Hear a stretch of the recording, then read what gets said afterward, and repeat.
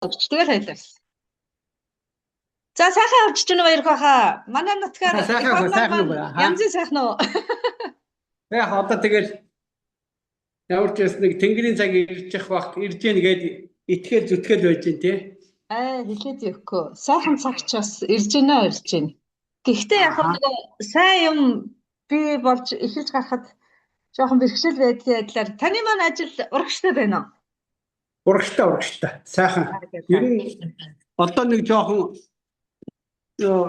олон жил газраа хагдаад бэлдээд үр цацсан соёолж эхлэх гээд шүү дээ. Яг үнэ. За наач өстэй сайхан мэдээ байна.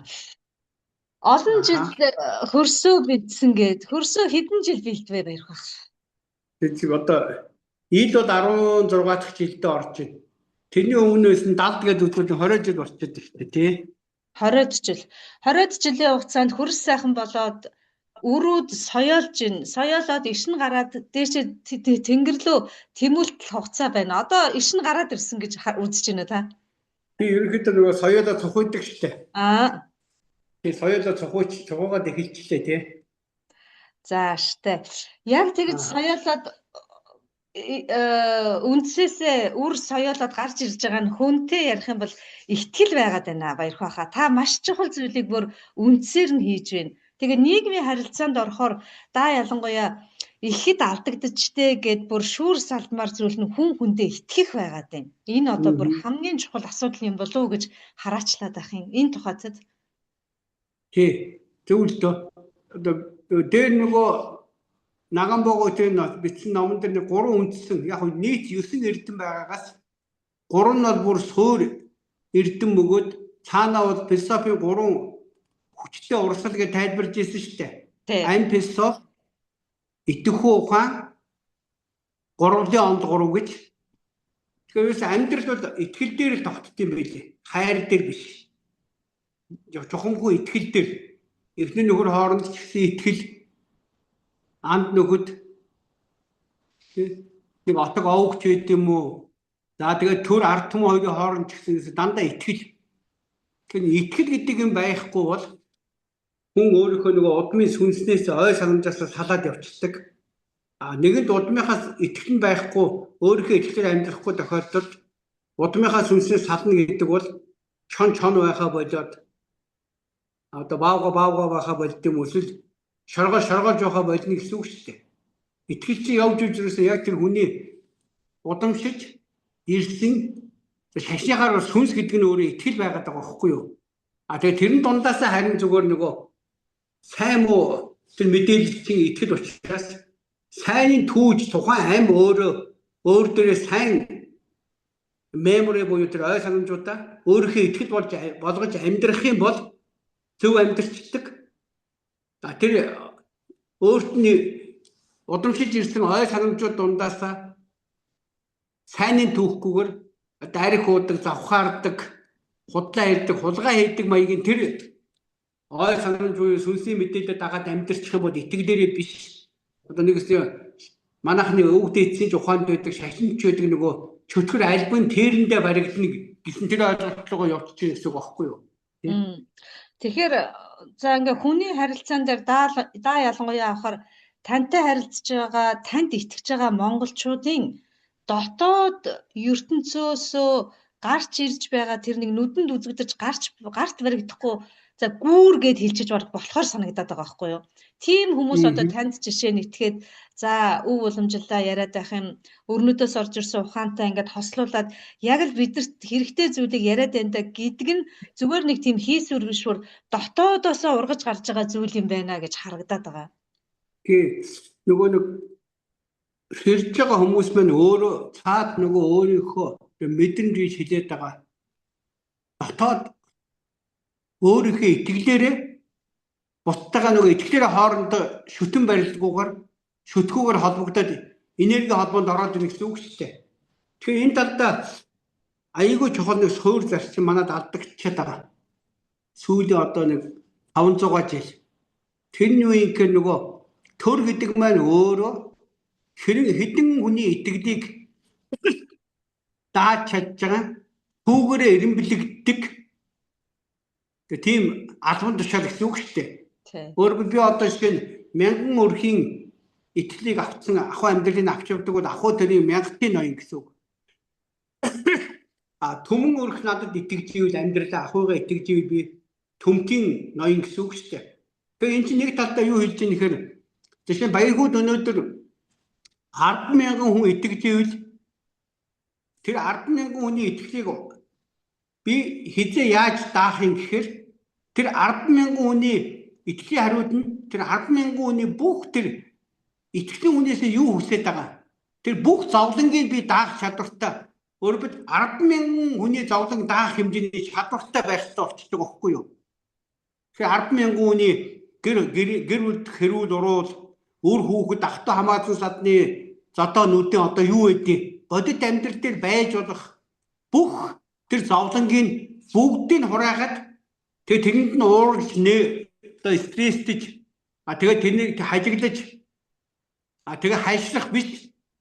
Яг тэрийг бүрч ойлгож аваад яг тэр 100000 хүний өөрийнхөө зовлон юм шиг даагаад тэрийг шийдэж чадчихвэл тэр хүмүүсийн итгэлийг хариу өгч байгаа нь буюу тэр зүтгэл гэсэн үг байхгүй юу? Тэгэхээр нөгөө Монгол хүн ухаанаар чинь итгэл сэтгэл зүтгэл гэж нөгөө гурамсан ухаанаар тайлбарлаад байгаа шүү дээ. Итгэл сэтгэл зүтгэл гэж.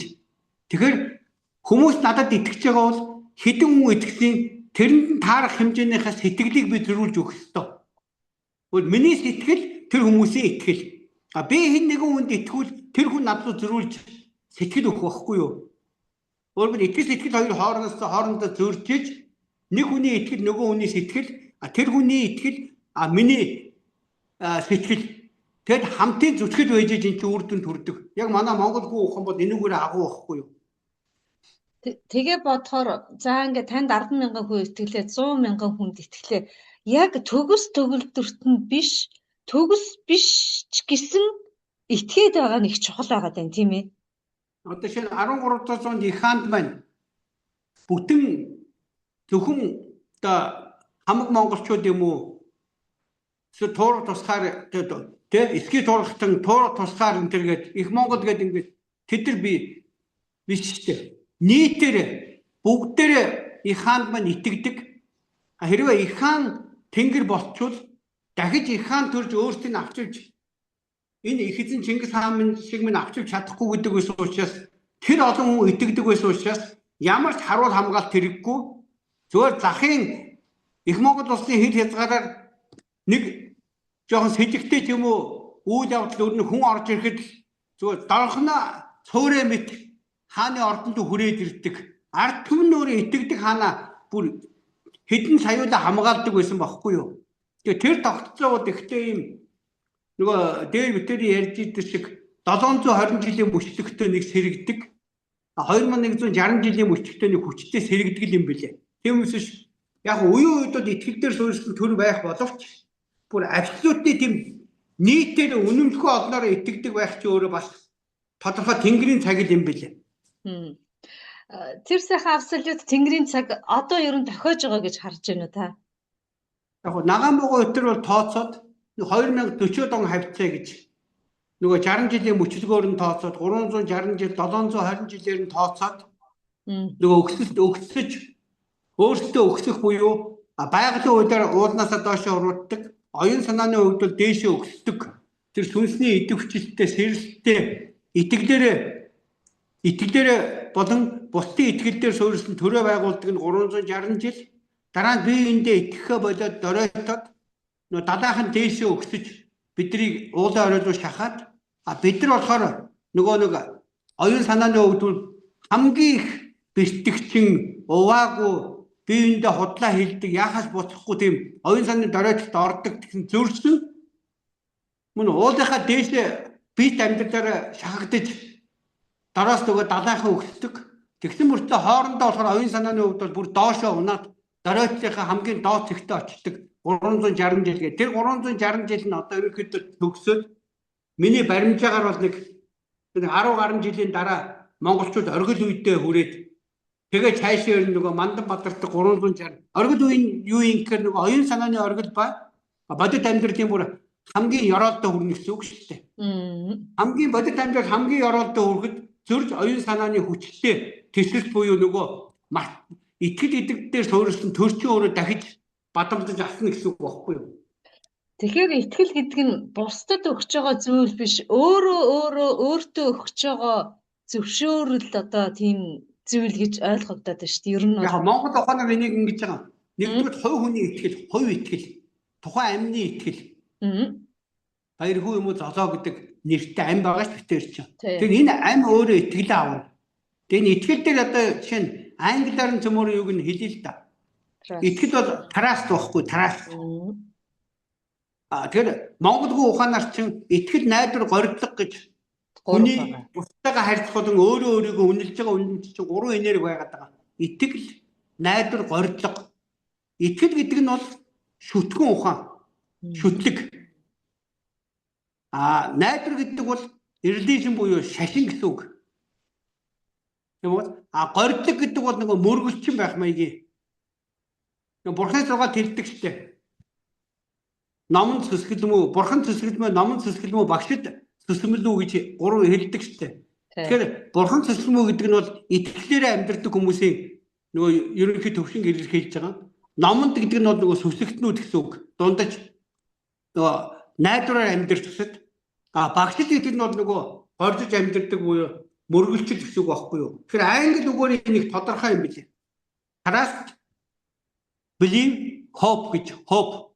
Яг ингээ бас гурвалцсан байна шүү дээ. Тэгэхээр одоо шинэ дэлхийг захираад байгаа нөгөө чөтгөргээд байгаа мөнгө хэвлдэг доллар эзэн гэдэг хүмүүс чинь бол өөрийнхөө өвгдөө эцсийнхээ итгэлийг аваад тэрүүгээр амьдарч байгаа нөгөө төлөлийн траструуд байхгүй юу? Нөгөө түрүү би анх ихэд ярьж байсан шүү дээ. Нөгөө чөтгөрдөг оюун ухааныхаа итгэлтнүүд байхгүй тэд нар бол траструуд. Бид нар бол бурханлаг оюун ухааны итгэлтнүүд буюу одоо нөгөө трастр гэсэн англи үгээр. Дунд нь болохоор нөгөө Библийг, Кораныг болон бусад бурхан гэд нэртэй хүмүүсийн сургаал номлолыг дагаж амьдардаг чинь бол believersүүд англиараа. Дараа нь тэрийг одоо Христийн сүмд очиод нөгөө бишопоор хэлүүлдэг, буддын сүмд очиод ламжаар ном уншуулдаг. Энэ төр чинь болохоор нөгөө хопперсүүд буюу мөргөлчин гэх байхгүй юу. Тэгээ энэ чи Нагамбого тэр номоо 2 нийл 5 жил бичгтээ гол гаргасан зорьсон юм нь юу юм гэхээр монголчууд итгэлтэн буюу трастер байх үедээ бол хүчтэй байсан юм аа. Тодорхой хэсэг нь буюу мандатдаг хэсэг нь трастер. Дундлын гол хөдөлгөгч хүч нь болохоор believers буюу нөгөө найдвараар амьдардаг хүмүүс. Багахан хэсэг нь гордогчд буюу хопперсууд байхад бол улс оршин тогтноод байдаг. Ерөөсөө улс орны төр ард түмэн энэ нь трастер нь байхгүй болоод нэг цөөх хэсэг нь нөгөө believers буюу манад өөрт ямар тийм шашны ном сургаад байх гадны шашин сургаалын ямиг аваад тэрүүгээрээ амьдэрдэг тийм лам нар энтерчиг тийм believers-үүд болоод дийлэнх олон хопперсууд буюу мөргөлчд болчихоор тухайн улс сүрдэг үндэстэн мөхөх шатлууга ордог гэж битэрийн номондоо нэг зорж тайлбарсан юм энэ санаа. Тэгэхээр одоо шинэ таны хэлээд байгаа мөчлөг ирэхээр хамгийн түрүүд ихтэй траструуд буюу итгэлтнүүд сэрнэ. Тэгээд цаашдаа шинэ одоо юу ч юм бол одоо сүсгтнүүд буюу believers-үүд ч юм бол нэг талдаа нөгөө сэтгэл зүйч шүү дээ. Сэтгэл зүйч байхгүй юу? Тэгэхээр хүн төрлөختөнд дээд нь сэтгэл зүйч хэмжээнд очсон болохоос шинжлэх ухаан итгэл зүйн ухааныг итгэл зүйч гэж мэрэгжил байдаггүй. Тэгэхээр ахуй төрөө янзалж авчид миний дараагийн хийх ажил бол итгэхүйн ухааны сургууль. Яг нийгмийн чиглэлийн философийн сургуулиуд дээр итгэхүйн ухаан гэж юу юм? Гэт дараа нь итгэл зүйчдийг бэлтгэхээр ерөнхийлөгчийн хажууд итгэл зүйч боловсролын салбарын итгэл зүйч гэдэг. Итгэл зүйчд нь гарч ирээд яг ямар байх вэ? Тиймээс Кембриж, Оксфорд гэж ярихгүй байхгүй юу? Яг Монгол итгэл зүй гэж юу юм? Одоо сая ингээд нэг их хурлын гишүүнийг эргүүлэн татна гэж ёс зүй гэж яриад шүү дээ. Тэр ёс зүй гэж суурь нь өөрөө итгэл зүй байхгүй юу? Итгэл зүй. Тэр итгэл зүйгээс чи ёс зүй гарч байгаа. Энийг одоо нийгэм тайлбарлахаар нөгөө мэдэхгүй учраас би нэг ярихгүй байгаа. Тэ? Тэгэхээр энэ маш чухал юм бол ирээдүйд монголчууд шүү дээ. Итгэл зүй. Энэ бол бүтэн том хүн төрлөختний Пескопын шинжлэх ухаанд их том суурь юм гарч ирнэ. За тэгээд дараа нь тэр хэлээд байгаа амийг хайрладаг, амийг эмчилдэг, бие биенийхээ амийг хайрладаг энэрхүү ухаан гэж. Одоо бол ангаах ухаан бай.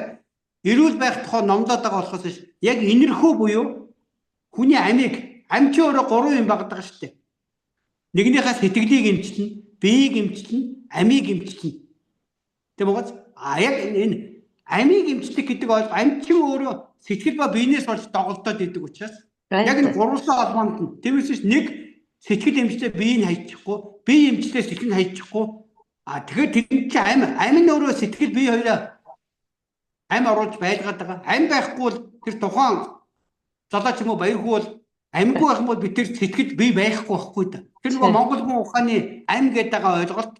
Тэгээд тэр амь маань өөрөө итгэхгүй ухаанаар өвөг дээдсийнхээ онг тэнгэрийг аваад тэндээсээ тухайн амь нь өөрөө өвөг дээдсийнхээ онг тэнгэрийг тухайн амьдарч байгаа орон зай цаг хугацаанд тааруулж итгэхгүй ухаанаар итгэдээр амьдардаг ч өөр итгэхгүй ухаан болоод явчихдаг гэд.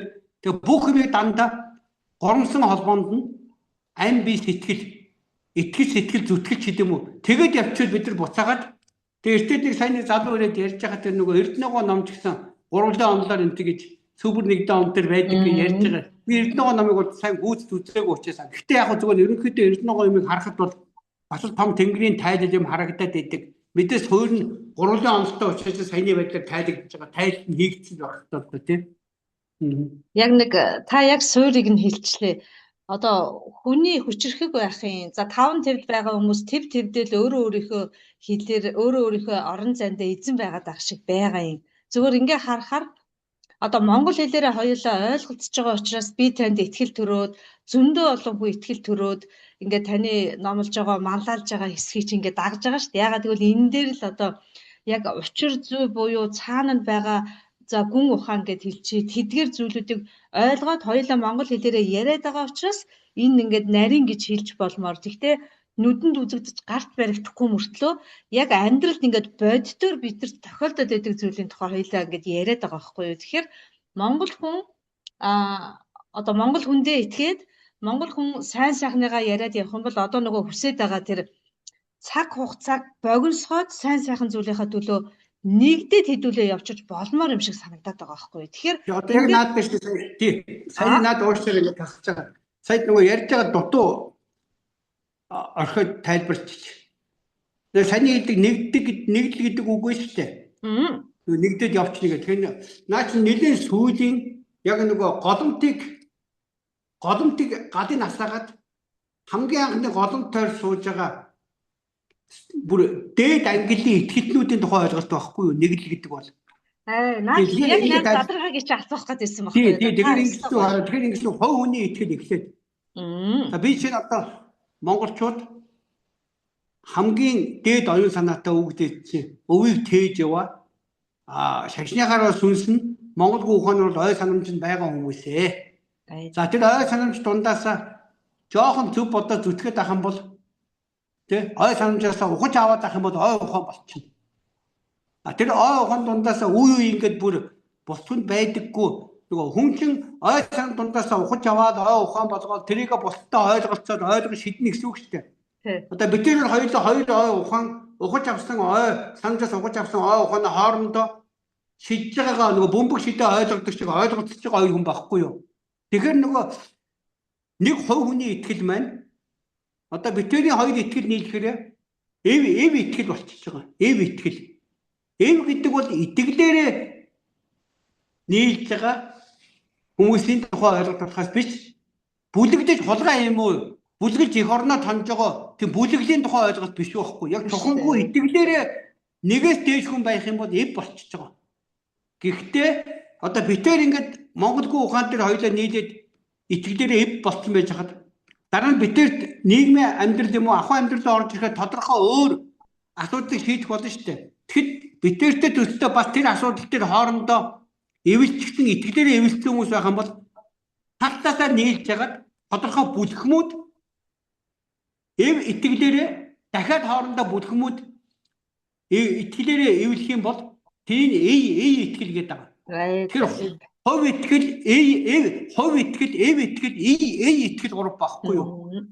Тэгээ одоо миний зориод байгаа юм бол ингээд нөгөө эхлээд өөр зээлийн өв болгоно, хаяж доктортой болно, ахуй амьдрал гэдэг бол цаа санаа бол монголчуудыг хувь хүмүүсийн итгэлийг сэрээж өгөөд ямар нэг шашин элдв дэд юм давтагддаггүй тэндээс өдөөлт авч өөрийнхөө сүнсийг сэрээдэг болгох.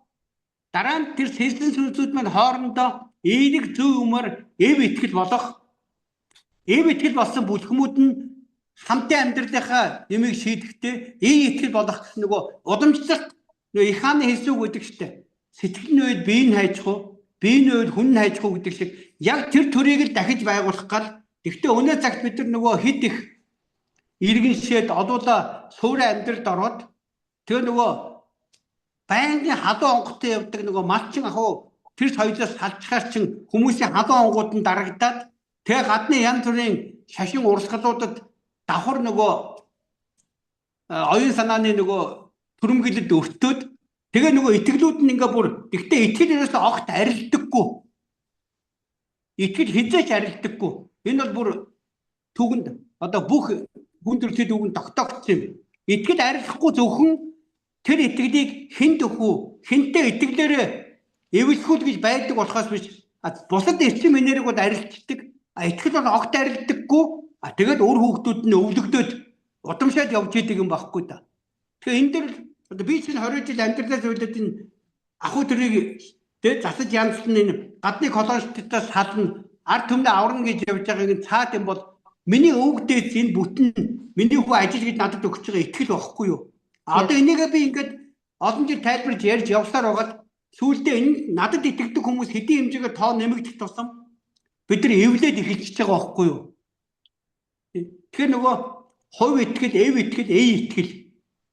Энэ гурвыг л одоо цаашдаа бид нар бүрдүүлж чадах тэр 2040 он хавцаа бол ер нь энэ итгэл дээр суурилсан төрлөөгөө очих юм.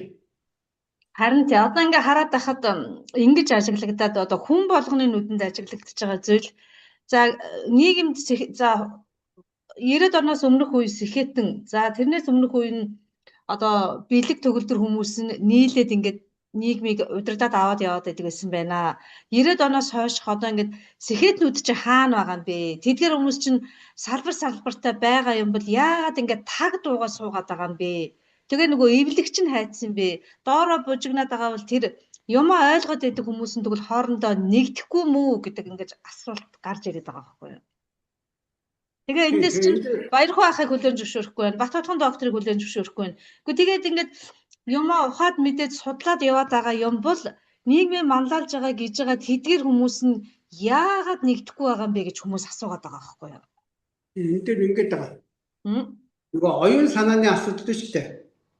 Манай их хаадууч их дандаа тэнгэрийн оноосттой, тэнгэрийн даалгавартай тухайн цаг хугацаа орон цагаа эзэгнэн түүх бүтээдэг байсан үедээ оюун санаа ба ахуй амьдралыг хооронд нь зааглаад тэгэд ахуй төрийг байгуулахдаа итгэл дээр суурилсан тэнгэрийн ухаанаар газрын эрдмээр байгуулж ирсэн байхгүй юу? Тэгэхээр өнөө цагт бид нар яг энийг зааглаад оюун санаагаа эхний удаа хойш нь тавиад миний бариад зүтгэхэд байгаа юм. Ахуй төр буюу яагаад тэр манай Монгол улсын 3.6 сая иргэн чи өөрөө удамшиж ирсэн сүнсний хувьд буюу ой санамжийн хувьд бол янз янзын гарвал угсаатай өөрөөр газар зүйн байрлалаас нөгөө унсан газар угаасан ус нь өөр буюу нөгөө сүнсний мэдээлүүд нь өөр хүмүүс учраас эхний удаа зүгээр нэг улсын иргэн болсных нь хувь цөмөрөө ахуй амьдрал дээрээ бүгдээрээ эвлээд хамтраад тэгээд энэ нэг гадны мөнгө үүдэгчд, дотоодын мөнгө үүдэгчд тэднийг дагсан энэ олигарх нэртэй шулагчд, дарлагч анги энтрээс салгачи. Түүний дараа тэртээдгүй тэнгэр ямар гарал угсаатай, ямар сүнсний буюу ой санамжийн удамшилтай тэр нь өөрөө ямар итгэл болдог энэ төр дээр нь өөртөө нөгөө ахуй хямралгүй болчихоор өөртөө сэрээд явчихаар угаасаа 700 гаруй жилийн өмнө 20 жилийн 720 жилийн өмнө их Монгол улсын харайнд байсан бүх өөрөөр шүтгэн соёлтой, өөрөөр сүсгэлгүй соёлтой, өөрөөр мөрөггүй соёлтой хүмүүс бүгдээрээ эвтэй найртай ижилдэн амьдарч чадчихсан тэр сүнснийхээс хэрэлцүү оччихдаг гэж Тэнгэр надад байн хэлдэг байхгүй юу? Зөв. Тэгэхээр хамгийн ихний шат бол ахуу ирээсэн. Тий, ахуугийн шийдэггүй цагт бол нөгөө сүнс нь хөгдөгдөхгүй. Тэгээд сүнс нь өөрөө ахуудаа дарагдаад ахаар зөв хөгдөгдөггүй ахуу дарагдсан сүнсүүд чи хоорондоо эвлэхгүй байгаад байгаа. Энийг ч санаатай нөгөө талын нөгөө чөтгөрдөг хүмүүс чинь яг энийг мэддэг учраас улс орнуудыг дандаа ийм технологиор ахуугаар нь хямраагаад сүнснийх нь нөгөө итгэн сэргэхгүй байхад технологи хэрэглээд байгаа байхгүй юу? Яг одоо түлхүүрээ хоёлоо ерөндгөө гаргаад ирлээ шүү дээ, тий. Тэгэхгүй бол ингээд харин маш олон асуултын дунд эргэлдээ. Тэгээд ингээд төөрөөд гол юмдаа анхаарлаа хандуулж чадахгүй. Тэгээ нөгөө бие зэгцэрхээр дэлхий зэгцэрдэг штэ гэдэгтэй адилхан нэг ч гэсэн хүн зөв ойлголттой болчоор одоо та нараа юм уу зөв юм хийж байгаа хүмүүсээ дэмжих нь хүртэл арай нөгөө нэг тийм гүйхэн биш гүн гүнзгий болж ирээд байгаа нь харагдаад байгаа байхгүй юу? Цаад үндэс бүр язгуур нөгөө уг удмаараа ой санамж сэрж ихнэ гэсэн үг байхгүй юу? Сэрж энэ чинь их ингэж байгаа шүү. Ихтэй сэрж байгаа. Сэрнэ. Тэгээд сэхэрнэ. Тэгээд ухаарах байхгүй юу? Яг тухайн хувь хүний итгэл бол сэрээд сэхэрээд ухаарчна. Дараа нь сэрж сэхэрж ухаарсан тэр итгэл маань дараагийн өөр хүний сэрж сэхэрж ухаарсан итгэл хоорондоо ойлголцсон дундаасаа эвлсэн юм үлдээгээд тэрэн дээр хамт зүтгэж чинь эвлээгүү дээр хоорондоо тэрсэлт ёсгүй. Яг өнөөгийн энэ англи саксоны технологи бол сэрэхгүй сэхэрүүлэхгүй ухааруулахгүй ахуугаар нь удирдаад тэгээ жоохон сэрсийн дарж өгөөд ингээд улам нөгөө ахуйтай баригдсан хүмүүс ч болохоор улам шуналтай гурван том айдлаас үүдэлтэй нэг одоо дэв дон гэж байгаад байгаа шүү дээ. Тэ алдан нэртэй байх дон, албан тушаалтай байх дон, алт мөнгөтэй байх дон гэж. Яагаад энэ гурван хүмүүс өхөн алтан зүттэй гэхээр ахуй амьдрал талаасаач биш. Угаасаа нөгөө энэ байхгүй би амьдрч чадахгүй гэдэг айдас. Тэгэхээр нөгөө тал бол хүнийг айдсаар нь захирддаг маш сайн сурсан сүүлийн 400 жил монголчууд ягаад хүчрэх байсан гэхээр огт айдас байхгүй. Энэ ам тасарлаа гэхэд тэртээдэггүй 800 жилийн дараа үр хүүхэнд сэргээл өчнөө олоолаа сэргээл дахиад юм нь явчих учраас огт тэр тухайн амийг алдахыг огт боддоггүй байсан учраас бид нар түүх бүтээж ирсэн. Тэр нь өөрөө итгэл. Өөрөөр тухайн ам өөрөө итгэлээр амьдэрдэг учраас нүдээ чавчихгүй толгоогоо талтуулна уу яа нь огт тоохгүй амиа өгөөд явчихдаг. Эдгээр болохоор тэр тухайн ам өөрөө айгаад өшөө дахиад 1 хоног ч гэсэн амьд явах гэдэг дээр нь айцаар нь дөрөөсөн технологиор чөтгөрүүл хянаад идэг гэсэн үг байхгүй юу? Манайхан бол огт айдаггүй 20 насл нь 50 насл нь 100 насл нь хамаагүй итгэлээрээ хийх юм хийгээл өвгдөө тэнгэр ямар оноолт өгсөн юу хийхдээ тэрийгэ хийчүүл дүүргэлээ гэж удаа тэнгэр рүүгээ буцчихдаг байсан. Тэр нь өөрөө агуу байсан байхгүй юу? Харин тий. Тэгэхээр итгэл гэдээ ярихаар зөвхөн хүн хүндээ итгэдэг юм уу? Хүнээс өөр амьгүй зүйлд итгэж болох уу гэдэг ингээд задаргаа нь бол бас зөндөл олон байх юм билээ. Тэгэхээр хоёлаа нэг олон салаалахгүйгээр хүн хүндээ итгэх гэдэг дээр явбал зүгээр бах. Гэхдээ надаас бас нэг хүн сонин асуулт асууж ирсэн шүү. Амьгүй зүйлд итгэнэ гэж байдаг юм уу? Итгэл чинь тэгээд ингээд байгаль дээр оршиж зүйл биш юм уу гэдэргээд. Тэгэхээр энэ дээр таны бодлыг сонсвол ийм байгаа. Надад чинь одоо монгол гуйхаа яаж хэлдэг гэхээр амьтаа бүхэн сүнстэй амьгүй бүхэн эзэнтэй гэж эхлэн штэ. Тэгмүн үү? Тэгэхээр итгэл гэдэг чинь өөрөө ургамал байна уу, амьтан байна уу, тэ хүн байна хамаагүй нийтлэг одоо хүний биеийн аавратай адилхан энэ бүх амьд эмчин нийлээд бүгдээрээ нэг том итгэхийн энергийн дээр суурьсан орчин байхгүй юу?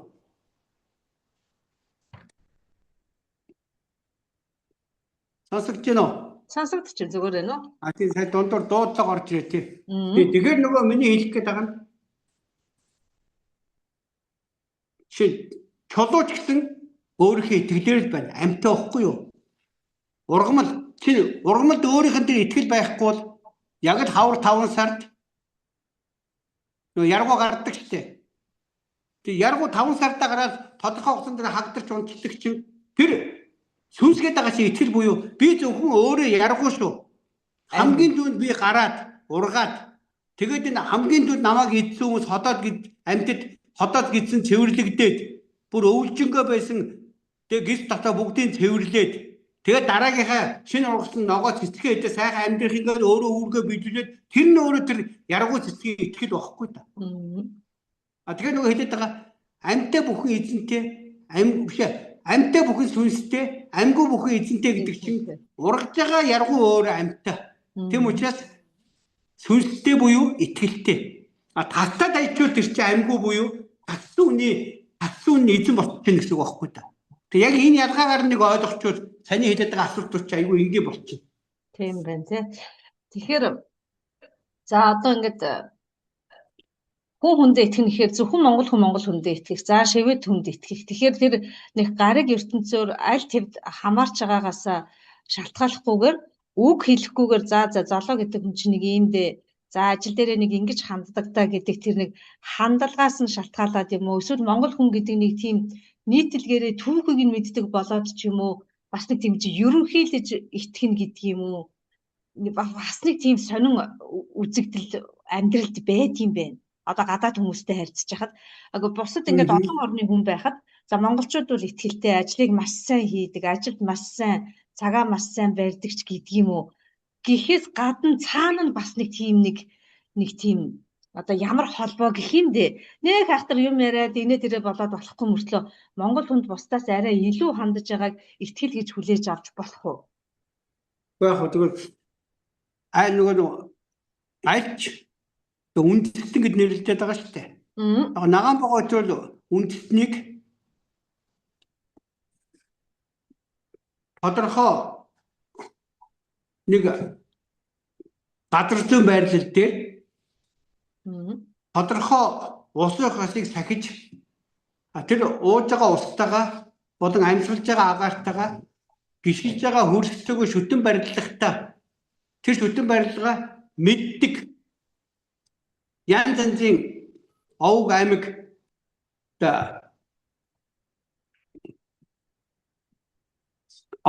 ятан тийм хүмүүс гэж үндэстэн гэж тодорхойлсон. Мөн үү? Тэгэхээр үндэстэн болгонд угаасаа ямар тохиолдолд сайн муу гэж үнэлэгдэх хүмүүс бүгд байгаа шүү дээ. Тий. Тэгэхээр нөгөө хүн тухайн өөрт нь ирсэн ой санал дундаасаа 200 жилийн өмнөх мөрөдөд тоглодог байсан нэг өвөг дээдсийнхаа ой санамжийг өөртөө ой ухаан болгоод авчил мөрөдөд дуурайгаа тоглоо яваад байна. Тухайн их мөрөдөд тоглодог шүү дээ, аригтаар суудаг, тий? Садар самуун байх гэдэг. Эсвэл тийм бүх юмнаас салчихсан бусдын төлөө сайхан зүтгэдэг нэг хүнийг ч гэсэн ахуй амьд сайхан болгох чи эсвэл бизнес хийгээд олон хүнийг тий ажилтаа орлоготой болгоод туслаад явчих гэдэг юм. Ингээд аль талдаа ингээд байгаад байгаа шүү дээ. Тэгэхээр хүн бол төгс байхгүйгээр тэр тухайн өөрийнх нь өвгдөөцлөөс ирсэн сайн муу бүхэн чинь тухайн амин дээр байнга л байж байгаа. Тэгэхээр тухайн амин болгонд өөрөө аль болохоор хичээгээд сайн талын юм өөртөө аль болохоос хэрэгэд тэр нь өөрийнх нь нөгөө суур итгэл болж явах гэдэг. Түүний хэлдгээр нөгөө үндэстэн болгон сайн муу хүн байгаа. Альва улсын иргэн гэдэг бол янз янзын яг үндэ үндэстнээс бүрддэг байхгүй юу? Хятад улсад хичнээн одоо мөнгө тэнгэр шүтгэдэг монголчууд байна. Стамын шүтгэдэг тэр Шинжаа уугны хүмүүс байна. Гэх мэт.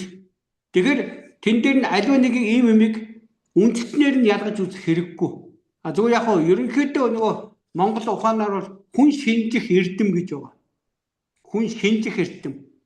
Тэгэхээр одоо дээхэн үед бол сайн явал кино зохиол элдийн өндөр ч юм уу. Ер нь монголчууд таньдгүй гийчин ирэхээр гэрт нь ороод ирэх юм бол цай зүгээр дайлаад тэгээд нэг хэсэг за сайхан нэг амар мэндийг асуугаад сайхан хаварч гэнэ гэдэг юм уу мэдчилгээ нөгөө хүний их ажигладаг штеп. Тэгдэг. Одоо сүүлийн үед болохоор Японууд энэ төр шиг хүн ажиглахаа болчиход байгаа байхгүй. Байнга ингээд нэг газар ширтсэн юм шиг робот чинь. Тийм ч яг тийм амьд итгэрээ амьдэрдэг хүн энэ чинь бол хүнтэй нэг эхлээ шууд царайс нь харангуйтаа цай сүү тэ идэ ундаагаараа сайхан дайланга нөгөө хүнээ ажиглаад эхний шат хүн шинжих. Дараа нь 5 үгээр таран танигдна гэд Үг сольж хэлдэг шүү дээ. Хамгийн анхны амнаас нь гарч байгаа амар мэндэ ирж байгаа тэгээд тэр сольж байгаа үгэн донд одоо манайхаа ингээд нэг тийм сайхан хаварж гинөө намарж гинөө гэх нэг тийм хотын сүүлийн хүмүүс бол нэг тийм яадаг. Тэр үгний чинь цаана тэр хаварчаа гэж юу юм, намарчаа гэж юу юм тэр ирсэн гийчин хавар ямар хувцснартай яаж явж гин тухайн зочны хувьд бол зочиж орсон айл нь хаварчаанда ямар хөө байгаа гэдэг ингээд тэр үгээр чи бүх юм нь ажиглагддаг шүү дээ. Энэ чинь ингээд нөгөө хүнээ шинжих, орчноо шинжих, байгалаа шинжих гэд маш олон шинжээ эрдэмүүд чинь нийлээд дараа нь тэрийг юугаар баталгаажуулах вэ нөгөө 5 үг сольж тарийн тань. Тэгээ нөгөө хэр ёр тар гэж 3 ойлголт байгаа монголчуудын. Хэр хэмжээний хуйн ямар ёртой хуйн, тартай хуйн энэ бол нөгөө муу талаас нь үнэлнэ шүү дээ. Тийм байна. Тэгээ сайн талын бас цээжээр санахгүй байна. Бас яг ийм гурван холбоосоос нөгөө хүнийхээ за юу гэж хэлдэг вэ? Бас байдیں۔ Нөгөө ном дээр байгаа. Орж ирэхгүй байгаа. Тэгээ нөгөө 5 үг сольж хүнээ мэдчихэд түүнийхээ дараа тэр хүнд итгэж болох хүн үү? Найдаж болох хүн үү? Зүгээр нэг гордож болох хүн үү гэдгээ шууд үнлэмжээ тогтоочдөг байхгүй юу? Тэгэхээр зүгээр миний өөрийн зүгээр ажиглалтаар ингээ харахаар ямар ч байсан зүгээр монголчуудтай энд тийм жоохон харьцаад үзсэн. Гэхдээ мэдээж Монголын жоохон нөгөө сэтгэлээсээ байдаг хүмүүстэй харьцаа сурцсан гадныхны хүмүүсийн хувьд бол монголчуудын тухай ерөнхий нэг үнлэмж нь бол юу ч байсан хийчих чадвартай. За нэг ажил хариуцуулчвал ямар ч байсан тэрнийхээ төлөө сэлраа зүтгэгчдийн энэ тэгээд тийм хэмжээнд бол за бүр итгэдэггүй маяг ямар ч байсан нэг өөрийнхөө бизнес хэлдэг юм найдах хэмжээнд бол байдаг юм шиг харагдтыг. Та бол одоо жинхэнэ корпорац удирдахжсэн. За тэгээд мэдээж гадны тийм манлайллын гэж хэлж болохоор орон зайд одоо энгийн бид нар шиг амьдарч байгаа хүмүүсээс итгэд бүр илүү байх тийм үү? Итгэлийн харилцаа, итгэхгүй харилцаа. Эсвэл зүгээр л арай өөр төвшөнд явдаг юм уу? Эсвэл зүгээр л яг бодит амьдралд байдаг хүн хүнтэйгээ харьцаж байгаа юм шиг энгийн тийм байх уу?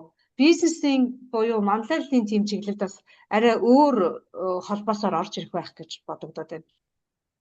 Яг өнөө цагийн тэр бизнес гэж хэлээд байгаа энэ одоо мөнгө хөдөлгчдийн бодож олсон үүсмэл соёл биш үү? Үүсмэл соёл. Энэ үүсмэл соёл бол бүр итгэхгүй ухаан ба итгэхгүй ухаантай ямар ч хамаа байхгүй, итгэл зүйн хумсын төдийч зүйл байхгүй. Итгэлээр хоорондоо эвэлдэг юм огт байхгүй. Ягаад гэвэл энэ чинь өөрөө ашигын төлөө үүсмэл тийм соёл байхгүй. Үүсмэл соёл, ашигын төлөө соёл. Ашиг гэдэг бол нэг хүний ашиг гэдэг бол нөгөө хүний нэг өсний алдагл гэсэн үг шүү дээ. Хохирол гэсэн үг шүү дээ. Хохирол гэсэн үг. Тийм болохоор яг манай өвөг дээдсийн байгуулж ирсэн үед бол тийм ашигын биш. Үр дүнгийн бие биендээ үр дүн өгсөн арай өөр үүсмэл соёл байсан байхгүй юу? Байгалийн соёл, үндсэн соёл. Тий, золоо баярхуу хоёулаад вин буюу хоёулаад үр дүнтэй байхыг хүсдэг гэж. Тий, яг тий. Гэхдээ нөгөө вин гэдэг нь тэр англи үг чинь худлаа тийм нэг ашигтай ойлголтыг өгөөд идэв. Тэгээ би бол яг өндөө юу шаардсан гэхээр өнөө цагийн энэ бизнесийн соёл бол яг ч гэсэн нэгэн л яг тэр тухайн бизнес хийж байгаа хүн ашиг олохоос илүү тэр хүний хүчээр нөгөө зээл өгөөд тэгээ одоо би чинь жилийн 6% хүүтэй зээл авдаг алтны уурхай хүн байлаа гэж бодъё. Тэгээ төрүүлээд 3-5 жилээр нь төрүүлээд зарчдаг. 5% хүүтэй зээл аваад алтаа бүр 3 жил 5 жилээр нь бүх албартаа зарчдаг хүн байлаа гэхэд өөрөө бол чинь нэг талхны зээг ажилладаг 20% хүүтэй тэгээд өстө сар орон хүүгээ төлөөл хамдуулдаг гэхээр тэгэхээр эндээс ингээд локер битэр бизнес хийгээд хоорондоо өрсөлдөд ашиг олох гээд байгаа биш. Зүгээр биднийг л нөгөө мөнгө хүлдэг хүмүүс шулаад байгаа учраас энэ бол тийм саний хэлдэг. Тийм байна. Биш. Тийм мандайдаг, залдайдаг бизнес энэ бол цэвэр тэр мөнгөний эзэн зохиосон үлгэрүүд багхгүй юу? Америкийг бүтээсэн 100 эрхэм тий бизнесийн топ менежер корпорац өдөртөгч энэ гэдэг нэг хэсэг нөгөө бидний тархиг угаагаад солонгосын дэвүүгийн захи дэвүү группийн ерөнхийлөгчийн бичсэн ном гэдэг ингээд энэ цэвэр зүгээр мөнгөний эзэлтийн өөртөөс нь зээл аваад хүүтэй төлж Тэ явдаг хүмүүсийг л сурталчилсан тарих угаасан юмнууд багхгүй юу. Өнөөгийн энэ бизнес гэд нэрлэж байгаа соёл дунд саяны асуугаад байгаа асуулттай ч холбоотой бүр түүгээд үнс язгуурамж байхгүй, их бие модонч байхгүй. Зөө. Мөчр навч юу нь багхгүй юу. Ямар харамсалтай юм бэ. Тэгээ бодохоор чи нөгөө бидний хүсэж байгаа цэвэр хамтдаа өсөх өсөлт мүсэлт тэгэл тийм сайхан ариун нандин харилцаанууд чинь байхгүй гэж бодохоор жоохон харамсалтай л юм тий. Тэгээ одоо тэгэхээр яг баярх байхаа ямар гарц байна, ямар гаргалгаа байна. Ингээд удаа яваад ахаар чинь туйлд штэ хэдүүлээ ядарн цөгийн туйлд. Яг зөв.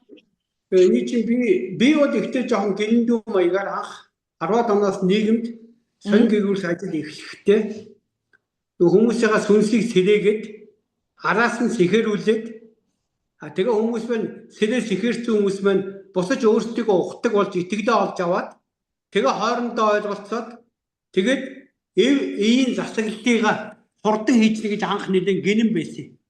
За тэгээд 4 жил тэртээ сонин гээгүүрс хийж ажил явсаар байгаад энэ Монголгүй ухаантай холбоотой хаадын эрдэмтэнтэй холбоотой юм төр хойш нь тавиад зөвхөн өнөө цагийн ахуй төр буюу нийт 3.6 сая монголынхаа иргэдийг дөнгөж төрсөн хүүхдээс тэнгэртээ буцаж байгаа хөгшөд хүртэл ахуй хямралгүй өргөө хуримтлалтай нэг тийм тэгээд өргөө хуримтлалтай олж байгаа орлого зээлээ төлчих чаддаг цаана ашигтай үлдчихдэг өөртөө бизнес хийж чаддаг хүмүүс нь хөрөлцөхөд цалиа аваад бизнес хийж байгаа хүмүүсийнхаа бараа бүтээгдэхүүн үйлчлэгээ худалдаад авчдаг ийм ахуй хямралгүй байх юм бол дараа нь саяны хэлээд байгаа тэр нөгөө сүнсийн сэрээгээд сэхэрүүлээд ухааруулах шатлуу орохгүй болохгүй мөн гээд тэгээ 16 оноос эхлээд ерөөсөө цэвэр улс төрийн тэмцэл ахуй төрийн тэмцэл рүү яваад орцсон.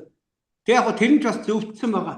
Ямар ч байсан 16 онд анхны сонгуульд орж ирсэн бол 10 жилийн дараа ихэд шинэ мөнгөний бодлого гээд Монгол улсаа аврах үндсэн жор дээр нь шинэ Монгол улсын төрийн ахуй төрийн үндсэн суур үзэл санаа номлолыг гаргаад авцсан.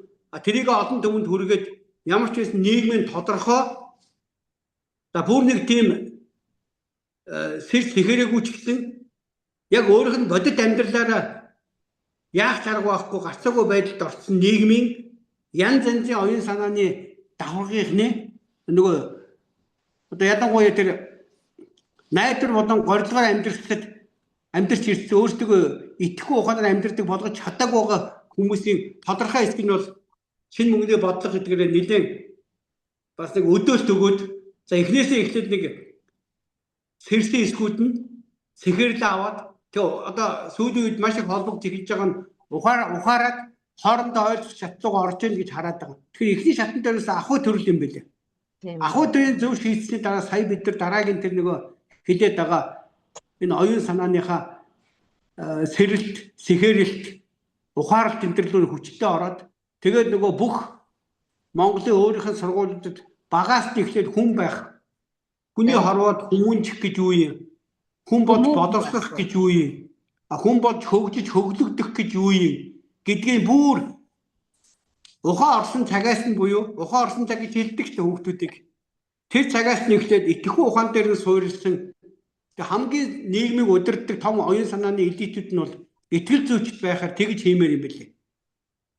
Харин тийм ээ. Ингээл ярихаар нөгөө цэцэрлэг сургууль руу ороод нөгөө бид нарыг одоо энэ олон хүн төрлөختнөөс ялгарч байгаа төв дэлхийн газар болгонд суурай, буурай тавьчихсан их хэл гэдэг юм яахаар байхгүй яригадад эхэлж байгаа. Тэгээ монгол хэлээрээ л ярьж байгаа юм бол хэдүүлээ чинь өв ухаанаа ойлгоод гүн гүнзгий юм ойлгоод л яваад ах юм байл шүү дээ.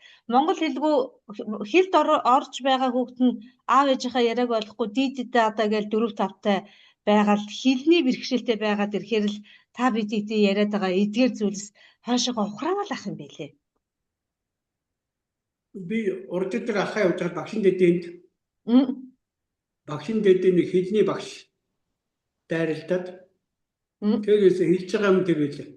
Бид нар хэлээ алдах юм бол тэгээд үндэстэн өөрөө мөхөш үндэстнийг хамгаалдаг юм нь хэл гээд. Яг наган богоо өчрөө номон дээр ярьдаг гэсэн. Гэтэ бичсэн хэсэг санахгүй байна. Үг амьтаа бас шидтэй гэж. Үг амьтаа үг гэж юу юм гэхээр Яг хүний доторчлоос тэр үг анхдагч үг анх ингэж байгаа шүү дээ хүн төрлөختнийг одоо төсөөлвөл анх ингэж зүгээр бодлороо хоорондоо ойлголцдог байсан. Бодлороо хэдэрхий олон бодлороо ойлгох чадхаа бодоод ихлэхээр их шиг аялалгүй ороод ирсэн. Авиагаар гэсэн үг шүү дээ. Авиагаар ойлгосдог болж байгаад дараа нь тодорхой газар зүйн байрлалууд дээр хийгүүлэгч орж ирээд үг үүсээд тэр үгийг анх хэлсэн үнийг бурхан гинэ гэд Библи эхэлдэг шүү дээ. Мөн үү? Тэгэхээр чин өөрөөр бил анхны үг хэлсэн үнийг бурхан гинэ гэдэг чинь өөрөө үг ямар хүчтэй гэлээ. Хамгийн хүчтэй хэлээр гэсэн үг шүү дээ. Тэгэхээр тэр үг яг өөрийнхөө анхдагч үүссэн утгаараа тухайн үнээс гарч ивэл амьтаа гарч байгаа. Амьтаа гарсан үг нь нөгөө нь яг тэр утгаар нь хүлээж авчихвэл хоорондоо тэр үг чинь шидтэй болоод шидчин өөрөө үйл болж хувираад үр дүн төрчихдөг байхгүй юу? Тэгэхээр одоо бид тэр бол яг нөгөө хоёрынх нь үг амьтаа учраас тэгээ хоорондоо хэлж байгаа үгнийхээ утгыг хоёулаа шууд ойлгоцоод байгаа учраас бид тэр үг шидтэй байгаад байна гэсэн үг байхгүй юу? Тэгээд хүн ардыг тодорхойлогч, сэхээрүүлэгч, өөрийг нь за одоо нэлээд том утгаар ярих юм бол мөнхжүүлэгч, баяжуулагч, тэр нөгөө дотор байгаа бүтээлч чанарыг нь гаргагч, өөртөө бөгөөд өрөөлтөй ойлголцох хамгийн чухал юм нь хэлгээд одоо Монголын толгой эрдэмтэд бүгдөө өөр хэлбэрээр ч гэсэн агуулга нь нэг ингээд үлдээсэн байгаад байгаа байхгүй юу. Тэгээд одоо за хэлийн чандад өсөж байгаа хүүхдүүд ч дүүрчтэй гэж бодоход яг их хүй нутаг дээрээ байгаа одоо бидний ирээдүйн хүүхдүүд ээж автайгаа ойлголцож чадахгүй байна гэдэг байгаа л одоо үнэхээр том харамсал юмудаа л гэж хараад байгаа юм. Бүгд сая энэний өмнөх юунд хоёлоо ярьж ирсэн хэдхэн минутын өмнө ахуй хямралаас нь гаргаж авсны дараа хамгийн түрүүнд бид нар Монгол хүн болгох ч өөрөө нөгөө боловсрол гэсэн үг шүү дээ. Боловсролчийн сургууль заадаг хичээл ном биш байхгүй юу? Боловсрол хүн болгож боловсруулах. Тэр үгээс суур анхдагч. Би бол чинь ингээд зүгээр гүнзгий энэ чиглэл дээр нэг өөрийнхөө онц тэнгэстэй хөөрөлдөөд тэр чиглэл дээр бас миний оноос биш шиг болох нэг сонирхог болохоос зүгээр өвгдөөс өвлөгж ирсэн суур зүгээр ой санамжаар бол хүүхэд төрлөө хорвоод мэндэллээ. Тэгэхээр 3 нас хүртлээ бол яаж ч үсэн эцгийнх нь нөлөөлж чадахгүй халуун онго буюу нэг өвгдөөс чинь ой санамж тэр чигээр явдаг юм шиг байгаа. 3 нас хүртэл. Тийм учраас нөгөө манай гал, манай голомтын бурхан гэд хүүхдийг тэгээд идэг. Яг тэрэн дээр нь бол чинь бид нар нэг анзаардаггүй юм. Нөгөө 3 нас хүрэхгүй учраа мэдэхгүй байгаа хүүхдийг биеийн ярих мөртлөө сүнс нь бидраас илүү нөгөө өвгдөөсний халуун сүнс онгод байж байгааг анзаардаггүй. Тэгээ тэрийг уган 3 нас хүртэл нь ажиглаад өөртөө нь хорвоод мэдлээд хэрхэн тэр өвгдөөсний халуун сүнсээр байж байгаа тэр сүнснээс садаад ангижраад төсөөрөөд буруу явцсан гэдгээ уган бол бид нар шин төрсөн хүүхдээс эхлээд өөрсдөө танимаар юм билээ. Яаж болцсноо? За дараа нь 3 настай дуусаад нөгөө хорвоогийн амьдралд ороод эхлэн штэ. Тэгэхээр нэг миний хараа 5 нас хүртэл эхийн үүрэг маш их юм билээ. 5 нас 7 нас гэдэг ингээд сондгоо тооноор хүртэл нөгөө эхүүд нь ихний хүүхдүүдээр мэдээж зэрэг биеийг бойжуулна. Тэ? Биеийг бойжуулна штэ, өсгөж бойжуулна. Биеийг өсгөх хэрэгтэй, бойжуулах хэрэгтэй. За тэгээд сүнсний хувьд бол нөгөө жинхэнэ нөгөө боловсруулж эхлэх гэсэн үг. Ихэн. Тэгээ хорвоогийн ертөнцид хүн болж байгаа учраас хүмүүнжүүлнэ. Тэр хүмүүнжүүлэх боловсруулах хоёрыг ихэн хийдэг юм шиг байгаа. За тэгж жагаад нэг 9 нас хүрээд эрэгтэй хүүхдийг нөгөө ирээдүйн сүй тавиад ирээдүйн голомтын галын манах ханд бол хүн дээр аваачдаг айлт 9 наснд тэр цагаас эхлээд бол эцэг нь хөгжүүлэх үе хөглөдөг юм шиг байгаа. Миний зүгээр ерөнхий надад одоо удмын мэдээлэл болон одоо байгаа юм аа шүү дээ. Тэр яг энийг бол ахуй ямарлаас нь салгажлаа чиглэлтэй хийхээр ямар энэ Кембриж Оксфордын тэгээд байгаа чи эдний өөрсдийнх нь дандаа христийн шашин дээр суурилсан тэндээсээ салбарсан тэр лугаа бусад хүмүүсийг бүх дэлхийн хүн төрлөختнийг тэр лугаа татаж аваач сүнсийг удирдах гэсэн араас нь тэрнийхээ араас нь мөнгө үлдэх тогтолцоо ашигын төлөө баяжих ёстой гэдэг неолиберал номлолоор ахуй амьдралаар нь залах гэсэн тийм бүтэн тогтолцоо шүү дээ. Пескавтойгоо тогтолцоотойгоо бүтэж байхгүй юу? Тэгэхээр бид нар зөрүүлээд биднийг бүр ингээд барьцаалсан байж байгаа өрийн дүнг Аалзны торшиг тэр торноос нь салгаж хаяад ахуй хямралгүй болоод бүгд дансандаа мөнгөтэй хуримтлалтай амар амгалан ахуй хямралгүй болсныхан дараа саяны хэлдгээр яг өөрсдийн гэсэн Оксфорд, Кембриж энтер шиг Монгол ухаан нэг би ч гэсэн одоо нэг ахуй тэмцэл дуусангууд хамгийн түрүүнд хийх юм Монгол ухаан эрдмийн хүрээлэнгээ байгуулад Монгол ухаан эрдмийн сургуулиудаа байгуулад оройн дээдл нь болохоор одоо Монгол Оксфорд маягийн ч юм уу Кембрижийн өнөөгийн жишгээр тийм актив байх хэрэгтэй гэж боддог. Тэрийг одоо их ахуй төрийн тэмцэлд яарад байгаа нь энэ нэг юм зэгтээд өгчих юм бол надад тэр засаг энэ тэнд их хурл энэ төр суугаад ах хэрэггүй дараагийн энэ юм дуугаа орохгүй бол хамгийн их бохирдсон буруу хүмүүс чинь сүүлийн 30 хэдэн жил бий болсон бодцол гэдэг байгаа юм. Энэний өмнөх бол арай бас ёс зүй талаас хэдийгээр марксист гоо зүй, марксист ёс зүй заадагч байсан ч гэсэн нөгөө Монголын эртний ёс нь хүмүүстэй хадгалагдж идэг. Тэгээ хулгай, зэлгээ, бузар муухай юмыг зэвүүцдэг, жигшдэг, цээрэлдэг. Тэгээ нийтээрээ шийтгэлийг шаарддаг. Оюун санаандаа гисгээдэг байсан бол одоо тэр нь байхгүй болчиход байгаа байхгүй юу? Тэгэхээр ахуй юмаа шийдэж авсан дараа ингээл хатлаасаа төмөрөө иймэрхүү дотроо одоо өвөг дээдс нь хилээд чахаад байдаг.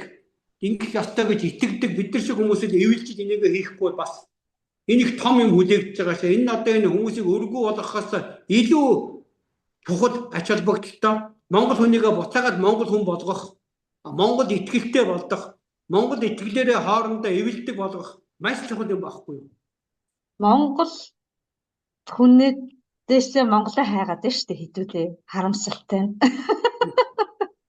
Жинхэнэ Монголоо хайгаад байгаа. Нахан богоо ихтэй номыг уншсан бол ихний хуудсан дээр миний өмнөх үг байгаа шүү дээ. Би Монголоо хайгаад Монголоо олоод Монголоо түгэх гэж амьдралаа зориулж байна гэж тий. Харин тий бүр яг тийм болчиход байгаа. Тэгээд яг олон зүйл байна.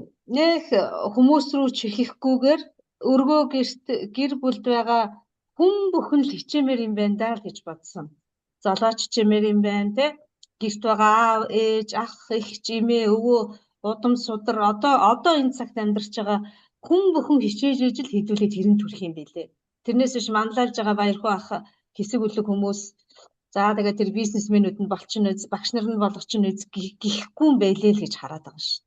Тийм. Угаасаа наадах чи өнөө цагийн бизнесмэнүүд улс төрчид хийхгүй байхгүй юу? Тийм, хэн ч хийхгүй. Хийхгүй. Ягаад гэвэл эдгээр хийх байсан бол аль нэг хийх байсан. Сонгуульд дараагийн гарч ирж байгаа эрх мэдэлтэй улсын бүтэглэл нь өмнөхөөсөө илүү харгис, бурангүй, уваагүй, яахаас боцохгүй хүмүүс дараах нь гарч ирээд байгаа учраас тэрээс ахуй хямралаас нь зэгсэлж авч байгаа л ахуй хямралд нь зэгсэхээр хүмүүсийн нөгөө хүн шинждэг, хүн таньдаг, дараа нь тэвгээрээ өөрсдийнхөө нөгөө үнэлт дүгнэлтээ өгдөг, өгсөн үнэлт дүгнэлтийнхаа дагуу гаргадаг үг, үйлдэл, шийдвэр нь хүртэл зөв болоод явчих байхгүй юу? Тэгээ байгаагаа ингэж болохгүй мó. Нөгөө 5 цэцгаар тогтнуулын хамгийн ихнийх чинь тархин цэцгаар тогтнол байгаа шүү дээ. Тархин цэцгаар тогтнол чинь юу юм бэ гэхээр та бүхэн яриад байгаа их хэл буюу их хэлэн дээр суурилсан өөрсдийн маань ухаан байгаад байгаа. Ахуйн энэ зүйлийг сэхэрүүлж ойлгуулж байгаа шигээ адилхан яг мөр зэрэгцээд соён гэгэрүүлэх ажлаа бүр ингээд түлхүүч юм уу эсвэл энэ тэнцүү хийгээд явбал үр дүн арай илүү байхгүй юу? Эсвэл ингээд тэнцүү ижил хийнэхээр та бүр ингээд самгартчаад альчгүй болно гэж бодоод байна уу? Яг ингээд байгаа. Би өөрөө анх бараг 2007 оноос хойш 2014 хүртэл 7 жил яг зөвхөн наад дээр чи ажилласан байхгүй юу? Тэгэхээр нийгэмд наад чи нэг зааштай оргил үедээ 10%, одоо унаад доош нь 3% хавцаа ингээд өвгөд өгдөө. Гал нь удрахгүй. Зөв. Нийтээр нэг ахуй хямралтай учраас тэгэхээр болоод 14 оноос ихтэй өргөө Монгол хөдөлгөөн байгуулад ахуйгаа шийдчихээ дараа наадлуугаа орохгүй болохгүй юм байна гэд. Тэгээд 14 оноос хойш өнөөдөр 12 дахь жилдээ явж ийж хэрвээ замын дундаас би жоохон миний өвгдөө эцэг над өгсөн итгэл байхгүй хаяад явцсан байсан бол өнөөдөр ингээд ард түмний дэмжлэг хүлээгээд шинэ мөнгөний бодлогоос өөр шийдэлгүй болчихлоо гэж нийгмийн жоохон тодорхой хэсэг нь за ухаарах нь ухаарад ойлгох нь ойлгоод мэдрэх нь мэдрээд бүр тэрийг мэддэг болох нь мэддэг болоод ингэхгүй байхгүй юу да. Тийм болохоор ингээд ямар ч байсан нэгдүгээр би өөртөө итгэлтэй биш. Намайг энэ зөвхөн өвгдөө эцэстээ итгэжсэн учраас энийг ингээд ямар ч байсан явцсан. Тэгэхээр энийг ямар ч байсан ихний шатын үр дүнгийн үзэж ард түмэндээ яг одоо бодит ахуй амьдрал дээр нь бодит үр дүнгийн авчирсны дараагийн шатнд бол наад байгаа. Тэр шатнд бол бас л одоо миний ахуй төрийг сэтлэх гэж яваад байгаа шиг оноостой хүмүүс зөндөө гарах баг. Ер нь тиймэрхүү чиглэлийн хүмүүс Монгол ухаан эрдмээс сэргээе, сургууль соёл байгуулъя, монголчуудаа монгол болгоё. Тийм хүмүүс нэлээд дайралтж ярьдیں۔ Би болохоор тэрнээс яагаад тэр нөгөө цан төрний хэлдгээр самгардаад хоёрдоод би сэтгэл хоёр доод хоногийн 24 цаг нь хүрэхгүй. Тэгээд наадтайс нь зурлах юм бол энэ талдаа ингээд ахуйтай баригдсан хүмүүс чи сүулдэ бараг төрсөн хүүхдээ ч хамаагүй өмнөх хоолны төлөө өгөхөөс буцахгүй. Бараг 70-аад оны Бразил, Африк энэ төр шиг бүр тэр шатнуугаа явчих гээд байгаа байхгүй юу? Тэр хүмүүс маш ярахтай тэрнээс нь аврахгүй бол болохгүй байгаа. 20-од жил за өсвөргээд бодвол 30-аад жил ингээд тэмцэн гэхүү бохирдол заваа балчиг намгийг нь харчаад ингээд явж байхад одоо таны шинэ мөнгөний бодлогыг бүрстэ голдоо хүртэл ойлгосон одоо хувилах юм бол та яг хэд гэж хэлмээр байна. Тэгээд бүр ингээд уухаалаад дэмжиж байгаа хүмүүс ойрын үед маш их нэмэгдэж байна уу? Эсвэл ингээд тэр байдал ингээд тогтвортой байгаад байна уу? Гэхдээ ямар ч юм зүгээр өдрөөс өдөрт дэмжигчийн тоо бол бараг геометрийн прогрессыг ихлээд байгаа. Дэмжигч маань дотроо 3 ангилагдсан шүү дээ. За.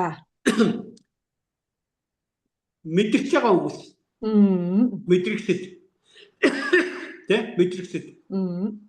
Ухаарахад ухаарстаа бусдад ойлгуулж байгаа гэж юм 3 төвшний шатлалтай байгаад байгаа байхгүй юу?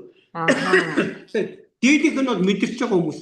За ямар ч юм баяр хүүгээ яриад байгаа юм бол зөв юм байна. Би нэг заавал мэдэх халамгүй. Зүгээр дэмтгэж болчих юм байна гэдэг нь бол нэлээд том хүрээтэй өдөөс өдөрт нэмэгдээд байгаа байхгүй юу? Ер нь бол энийг бүр голдоор ухаарах бол бас төв хүн байхад болно шүү дээ. Бүр олон хүн хэрэггүй шүү дээ. Яг оноо. Тэ? Харин тийм ээ. Тэгээд та бүхэн хөрөлдөө итгэл гэдэг хэлсэн. Өмнөх яриандаа ч гэсэн хоёлоо итгэлийн тухай ярьсан. Тэгэхээр итгэл гэдээ ярихаар явж амьдралд их ойлгомжтойгоороо өөртөө үнэн байх, хэлсэндээ хүрэх, хариуцлага үүрэх гэсэн 3 юм байна, тийм үү? Их товчоор аваад үзчих юм бол. Тэгэхээр хариуцлага үүрч чадж байгаа хүн чинь л одоо өөртөө итгэлтэй юм уу? Өөртөө итгэлтэй өөртөө одоо худлаа ярихгүй, өөрийнхөө зарчмаас хазаахгүй хүн бол 10-тынхаа, 20-тынхаа, 100-тынхаа, 1000-тынхаа, төмтэй аваад явчих нэ. Тэгэхээр хариуцлага үүрэх чадвар л нь шүү дээ, явж тийм үү? Яг Монгол гүн ухаан их ёсоор бол бодол үг үйл гурав зөрөх ёсгүй гэдэг. Бодол хүн юу бодож байна? Тэрийг нөгөө сайхан амьтан үгээр илэрхийлдэг. Дараа нь тэрийг амьтанд хэрэгжүүлж байгаа үйлдэл нь өөрөө зөрөх ёсгүй нөгөө бодлоос үгээсээ. Түрүүнийг бас нэг яхад тэмцэл гэж хэлсэн шүү дээ. Цохоохгүй. Тэмцэл болохоор гудамжинд гарч загсаж барих хүнтэй зодоо нүдэн буу шийдэн болох биш. Монгол хүн ухаанаар бол тэмцэл гэдэг нь хүний нөгөө тархин дотор нийлж байгаа бодлууд хоорондоо ингээл тэмцэлтэй байдаг. Тэрэн дундаас юмоо сонгож авах. Тэр чинь өөрөө тэмцэл байхгүй юу? Яг тийм. Тэмцэл гэдэг бол хүн олон бодлууд дундаас тэмцэлчүүд нэгийг сонгож авч байгаа нь өөрөөр нэг ойлт гарч шийдэл хүрч байгаа тэр бодол нь өөрөө тэмцэл байхгүй юу? Тэр нь нөгөө итгэл гэсэн үг шүү дээ. Тэгэхээр тэмцэл нь өөрөө хөв хүний итгэл байхгүй юу? Хөв хүний итгэл. Тэгэхээр бодын шир дөрөв гэдэг энэ үг одоо яг өг монгол үг мөн ч юм уу биш ч юм уу. Тэгэхээр тэр бодол дундаас яг голоо барина гэдэг чинь сүнсэнд байгаа зөв мэдээлэл барьж авах нь шүү дээ, тийм үү? Сүнсэнд бол тэрчдэг нөгөө ёстой. нөгөө ой санамж гэдэг байгаа чи ойгүй их санамж байгаа гэсэн үг байхгүй. Тий. Тоол барахгүй их санамж. Одоо хэдэн Энгүй. тэрбум санамж биднэрт байгаа шүү дээ. Тий. Тэр дундаас л хүн ингээд нөгөө зарим үед их аргатаар суудаг ч юм уу тий. Зарим үедээс ингээд бүр ингээд хэнийг ч байсан өрөвдөж хайрлаач ч гэдэг юм уу. Тэгэхээр уган бол анхны энэ бүх шашнуудын хойр номл үүссэн үндсэн шалтгаан бол тэр хүний ой санамжийн дундаас муугийн өөрт нь тэр тухайн амин дээр сэрээж өгөхгүйгээр зөвхөн сайнын сэрээгээд хоорондоо нь эвлэлдүүлэх зорилготой анхны үүсэл нь байхгүй бүх шашин чи өөрөө. Ууг нь бол тийм. Ууг нь бол тийм шүү дээ. Тэгэхээр тэр нь өөрөө тэр үүргээ биелүүлэх юм шиг боловч тухайн амийг номлож байгаа хүмүүс нь өөрөө тэрийг нөгөө өөрсдийнхөө бусдын сүнсийг өөрийнхөө эрх ашиг тааруулж сэрээх. Тэгээд сүнсийг өөртөө ашигтайгаар задах, захирах. Тэгээд дагаад нэгэн сэтгэлийн тэгээд захирцсан бол биеийн захираад өөртөө ахуй амьдралд хандах гэдэг нэг юм буруу юмдоо явчихад байдаг байхгүй дийлэхтэй. Тийм болохгүй тулд энгүй ойгүй хязгааргүй тэр санамжиндаа бүтэн итгэж чадваас нөгөө итгэлтэй бат гүн зогсож чадах хүмүүс л уулын бий болох нь шүү дээ. Ер нь бол их энгийнээр хэлвэл хүн анхны төрсөн сэтгэл гэж байдаг шүү дээ. За тий. За тэр бол аюул чухал. Анхны сэтгэл бол ер нь алдна гэж байдаггүй. Хүн хүүхдтэй байгаад ингээд хүнтэй дайралдаг удаад анхны сэтгэл юу гэхээр анхны сэтгэл гэдэг бол тухайн дайрлаж байгаа хүн амтэн ямар ч чоныг хараагүй байж байгаа шууд анхны чонтой дайрлсан хүн хүртэл ой санамжаараа чон аюултай шүү гэдэг шууд мэддэг байхгүй юу? Юу хэдэн 100,000 сая жилийн мемори байгаа шүү дээ чон аюултай гэдэг. байгаа. Тэгэхээр хүн ямар ч зөнгөөрөө чонтой дайрлж үзээгүй хүн ч юм амьтад дайрлж үзээгүй хүн шууд доош тэгээ тонгоогоор чулуу атгаш өөрийгөө хамгаалаа шиддэг энэ чинь энэ юу их нөгөө анхдагч одоо инстинкт гэж яриад байдаг бол энэ чинь бол цэвэр нөгөө дотоод сүнсний өөрийнх нь өдөржүүлэх байхгүй. Тэгэхээр ерөөсөө яг энэ юмнууд чи өөрөө тий сайн уу бүх юм дээр угаасаа зохицсон эртсэн байж байгаа. Тэгэхээр бид нар өөрөө цаашдаа анхаарах юм нь юу юм гэхээр тэр анхны төрсөн юмыг харахтаа төрсөн сэтгэлдээ дагаж явдаг. А явцын дунд нь хүний янз бүрийн хорон амьтаа үг эсвэл амьгүй буруу үг мөгөнд автагдаад тэгээд явахаар их ихтэй алдчихдаг учраас анхны сэтгэл дээрээс яг тэн дээр түшиглээд дараа нь нөгөө хүнээ шинжээд сонжоод таниад таван үгээр тарийн таниад тэгээд цаашаа яах үгээд ингэж юмаа шийдээд явдаг байвал эн чинь өөрөө нөгөө суур итгэх ухааны чинь анхдагч тухайн хүний өөрийн цаашдаа зөв амьдрах их үүсрэн болно гэсэн үг байхгүй юу? Та баярлалаа баярх бах. Яг нэг амьдралд хэрэгтэй их энгийн тайлбарлаж өглөө. Тэгэхгүй ингээд хитрхийн онол яриад юм уу яхаар нөгөө хүмүүс чинь затгахдаг юм уу ингээд төгшөөгöd идэг байхгүй. Тэгэхээр саяны таны энэ тайлбарлал тайлбар өстэй маш амархан хүн болгон ойлгоо. Гэхдээ хүн бүхэн мэдчихэдэг те. Анхны сэтгэл тийм анхны тэр мэдрэмж чухал яадаг юм да гэж ярьдаг мөртлөө гэхдээ түүнийгээ дагаагүй тохиолдол олон байдаг. Тэгээ сүүлд нь жоохон харамсангүй яриад. Анхны тэр нэг мэдрэмжээ дагдаггүй. Дараа нь ингээ хүнтэй ярьж байхдаа дотоод хүн нь доторчлын хүн өөрт нь ингээ мэдрүүлээд байхад зүрж аягүй их явдаг байхгүй юу? Яг бүх хүмүүс дандаа тэрнээсээ болж чаддаг. Харин тий. Тэгээд яг монголчуудын бүх ухааны суур, итгэх ухааны суур саяны нөгөө багаас нь 3 нас хүртэл өөрсдөө тэр ямар өвөг дээдс бууснаа мэддэг. Дараа нь тэрийгэ буцаад ямар өвөг дээдс буусанд нь тааруулаад хүмүүнжүүлнэ. Яг үүндээ хүмүүнжүүлэх, боловсруулах, хөгдөх гэдэг байгаа чинь тэр агуу сүнсийг хороогийн амьдралд оруулж дордуулж байгаа болохоос биш хөгжүүлж байгаа биш байхгүй яг үүндээ бол. Тэ чамайг ингэж хүн зодоод алччих шүү.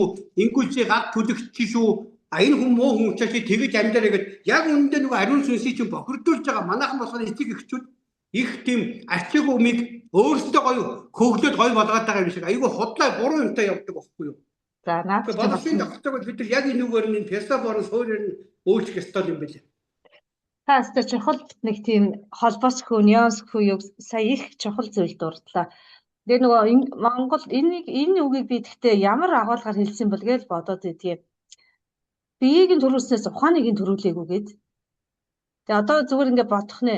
Ухааныг нь ч төрүүлдэг, биеийг нь ч төрүүлдэг юм шиг санагдаад байгаа юм. Би угаасаа юм байхгүй. Ухааныг бол их төрүүлэхгүй шүү дээ. Ухаан бол угаасаа хэдэн зуун мянган жилийн сая жилийн настай ой санамж байхгүй юу? Ухаан Тий, тэр чинь ой санамж аа. Тий, тэгээд тэндээс яг уу та ухааны чи ухаатайгаа ой санамж нь бол заяагдмал юм.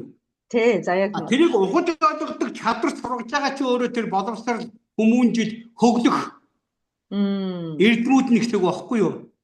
Тэгвэл тухайн төрсөн ань болгон тэр их том ой санамжтайгаа төрчихж байгаа гэсэн үг. Тий. Тэр ухаан төрүүлээгүй гэдэг нь яг хэвтэ яг зөв ойлгож чадвал манай ээж тэгж хэлдэг байсан. Бийж төрсөн ухааны төрөхөөр дэн төрсөн үдийн төөрөг гарсан үдийн гариг гэж тустай нэгэн байгаад байгаа шүү дээ. Тэгдэг. Нөгөө гарсан үдийн гариг гэдэг нь тухайн эцгийн сүм эхийн умаад орсон өдөр. За тий. Тэр ам бүрдэж байгаа. Тэгдэг. Дараа нь тэр ам ураг бүрлдээд хорвоод мэдлэхээр төрсөн үдийн төөрөг шүү дээ. Тий. Гарсан үдийн гариг төрсөн үдийн төөрөг чинь өөрөө нэг эцгийн сүм нэг эхийн тусч байсан гарсан үдийн гариг төрсөн үдийн төөрөгөөр дахиад өөрийн хувь заяа тавилантай байхгүй та. Тий. Тэр энэний нэг хөгжил мэддэг учраас аягүй сайн тайлбардаг байсан гэсэн үг байхгүй юу? Яг наад энэ философор бол би одоо нэг эцгийн сүнгээс нэг ихээр төрсөн мөртөө өөрөө ах トゥ нартай бид нар нөгөө би ихмэн төрүүлсэн боловч ах トゥ бидний бүгдийн нь ухаан өөр байхгүй юу? Яг үнэ. Яг энийг л хэлээд байгаа тий. Тэгэхээр та эцэг ихээсээ тавуулаа байдаг хэд хөх мөх тэнгэрийн бүгд өөр байсан байхгүй тий. Нөгөө дөрөв шал өөр нэгээд явж байгаа. Угаасаа тийч байх ёстой юм байлээ. Тий. Өөртөө адилхан байсангүй гэж уурдаж бухимдаж юм уу өөртөө адилхан болох гэж оролдож огт хэрэггүй юм байлээ. Яг тэр байгаагаар нь хүлээж аваад тэгтээ өвгдөөцөөс ирсэн ой санамжууд дундаас муухай ой санамж буюу сүнс хэрэг гэдэг тэрийг харин сайхан өдөөхгүй сэрээж өгөхгүй сэрсэн сүнсийг буцаж буушлах тал дээрээ эвэлж тэгээд зөв юмыг ухааруулах ухаарсан юм зөв хоорондоо ойлгох талаар мэрэж ямбаар юм билээ тий. Тэгвэл нөгөө гэр бүлгээд аав ээж үр гурвын холбоо нандин чанд манах ухаан гэдэгаагийн дахиад нэг тайлал нь ариу нандин цэвэр ариу авч явахын үнцийг та хэлээд өгчлээ шүү дээ. Бас нэг гаргалгаан тий. Тэр ой санамжинд байгаа хоёулаасаа хийсийн ярилцлага хадгалж 5-10 жилийн дараа нь ахуй хямралгүй болоод ирэх цагт бол энэ бол алт эрдэнэс үнтэй ярилцлагууд шүү. Тэгээ яг энийг одоо шинэ золоо намайг өдөөгөд ингээ хэлүүлж байгаа баярхуу яриад байгаа биш миний өвгдөөд надад дамжуулж ярьж байгаа нэг талдаа архивд үлдээж байгаа тэнгэрийн тайллууд тийм юмнууд яг өнөөдөртөө хүмүүс сонсоод бол ахуйдад дарагдсан хүмүүс бол анзаарахгүй гэж магадгүй яг ахуй хямралгүй болоод бүгд нөгөө биеэр хоол иддэг шиг нөгөө сүнсүүд нь сэрээд өшөө сайн төгс хоол сүнсний хоол хайгаад ихсэн их цагт бол бидний хийгээд энэ хийсэн тайллууд бол маш сайн олон 100 мянга сая хүний хоол байхгүй сүнсний харин тийм ээ Монгол хүмүүс юм тийм. Тэгэхээр харин та нэг би зарим юун дээр зөвхөн биечс хүмүүс боддог л ах л да. Яг ингээд нөгөө та бүхэн яриа эхлээл итгэл гэж яриад явсаар байж байгаа их хилэн дээр очиж унаад байгаа нь үг өөрөө нөгөө идтэй шидтэй учраас түүнийг мөр болгоод үйлдэл болгох нь ихээр үгийнхаа шинж чанараас гадна тэр цаана агуулгадж байгаа мөн чанар амин чанар руу н орохоор яг ингээд хүн гүн ойлгохоор өөрийн мэдлгүй зөв болоод үйлдэл ингээд зөв болоод ирэх юм лээ. Тэгэхээр ингээд нөгөө үгийн чинь эд шид гэж та түрүүн хэлсэн нь хувь хүнд ямар хүчтэй нөлөөлдөг. Тэгэхээр ганц зол хоёр тэгж үйлдэлтэй анхаарч байгаа шиг олон ээжүүд олон аавууд ингээд утгын задлаад буюу амин чанар мөн чанарыг ойлгочхороо Монгол хүн гэдэгтээ бүр ингээд дэлгэрээд байх юм билээ. Өвөг дээдсийн үлдээсэн зүйрцсэн өгнүүд чинь бүгдөө амтай юм байна. Бүгдөөөрнгийн туулаад танин туулаад мэдчихсэн учраас биднэрт битгий алдаараа гэж хэлсэн мөн чанарууд юм байна тийм шүү дээ ерөөсөө. Яг өв болгож үлдээсэн. Тийм. Ерөөсөө тэр чигтээ өвийн самцсан зүйрц зүг байгаа юм байлаа. Нөгөө туйрс байгаа юм байлаа. Нөгөө онцог хилц зүгэн дотор чинь бүгд яваа юм байна. Нөгөө ингээд гадныхан биднийг бичиж үлдээсэн ном судар байхгүй. та нарын гүн ухаан гэж юу юм энэ гэдэг ингээд нэг жоохон өөлөх басамжлаад. За бүр басамжлах маягийн байгаад байдаг боловч яг бодит байдлаа бидний гүн ухаан бол амьд ёс зүйгээр чанар сүлд кинон дээр нөгөө баасан жуугаа тоглосон шүү дээ. За тий. Тэгэхэд тэр амьд ёс зүйгээд тухайн үед найруулж явж исэн үнд би нэг санаа хэлж ирсэн. Монгол зураг авч яхад нь. Тэгэхэд харин яг дараа нь тэр миний хэлсэн үгнээ санаа авсан юм уу? Эсвэл баасан жуугаа тэр агуу хүмүүс өөрсдөө мэддэг юм уу? Тэ? Ингээд нөгөө баасан жуугаас охин чөлөө асуудаг шүү дээ. Тий. Юу нэр ном тий. Ном судар юм түүх байдгүй дүү гэсэн чинь бидний түүх чинь амьд ёс зүйгээд амьд ёс зүй гэж юу юм гэхээр тэр нөгөө амьдараа үлгэр домог туйс үлгэр домгийг ярьж өгөө туйсыг хайлж өгөөд тэгээ морин хуураараа хөгж сүнсийг хөгж өгдөг ч байд юм уу энэ ч өөрөө амьд ёс зүй тэгэл гэрээсээ гарлаа малдаа тэнгэрээ шинжлээ огторгуйтайгаа харьцчихъя байгальтайгаа огторгуйтай харьцсан байгальтайгаа харьцсан хоорондоо харьцсан гурван холбоотой яг тийм багхгүй юу тий тэгэхээр харин за хоёулаа цаг хэртээ хөөрөлж чинь дөө тийм байна баяр тэгээ би тэгээ одоо тэгвэл хоёулынгийнх нь яриа явсаар байжгаад итгэдгээд тэгээд хилэн дээр буухаар хилэн дээр чинь л ерөөсөө монгол хэл дээр чинь л бүх зүйл агуулгадж байх шиг байжтэй гэдэг дээр л өнөөдрийн битээний хөөрөлтөө жаргаж ийн гэж тий багцлагдчихлаа гэж ойлгогдсон. Тэгэхээр хүмүүстэй хэлэхэд яг нэг үе бодвол уцаад энэ монгол хэлээ сураад монгол хүн болчих гэдэг тийм нөгөө тэнгэрийн цаг гариг иргэшээл хорвоо дэлхийг эргэлт за тэгээд яг энэ тэгтүрүү удирдлагатай газар зүйн байрлалд амьдарч байгаа монголчуудын сүнсний сэрэлтгээд олон хүчин зүйл давхцаад буцаад нөгөө хэлдэг өөрөөсөө Монголыгаа хайх өрөөл босдолтойгоо монголоор харьцах гэсэн тэр юм байна гэж би бол их итгэж байгаа. Сүүлийн үед бол бас иймэрхүү шинж тэмдэг мэдрэгдэж байгаа учраас бас их баярлаад байгаа шүү. Тэгээ хоёулаа өндөрлөхдөө итгэл бол амьдралын суур энерги.